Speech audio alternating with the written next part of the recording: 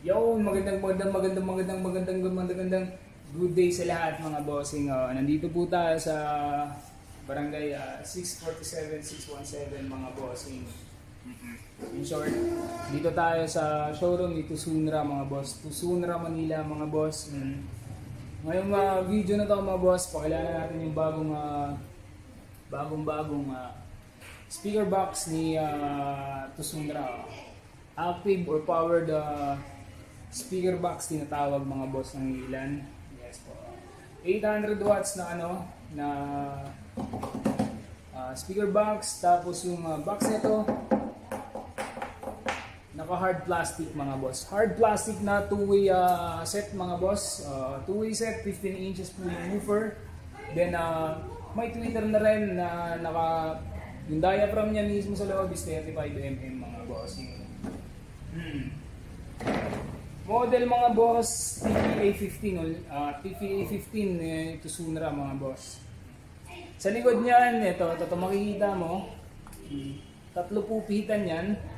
Tatlo pihitan mga boss, meron tayong master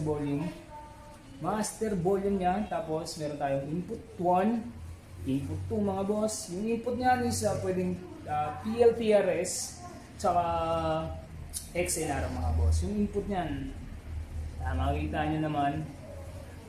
Tapos the rest dito sa bandang dito, meron tayong RCA mga bossing. RCA, yung kulay pula tsaka kulay puti mga boss. Tapos out natin, meron dito tayong XLR out with USB na rin mga boss. Bluetooth ready na rin itong mga ganito nito Tusunra, yung powered speaker box. Yes po. Bluetooth ready na, meron na rin po siyang TWS, makikita nyo naman TWS. Tapos meron tayo dito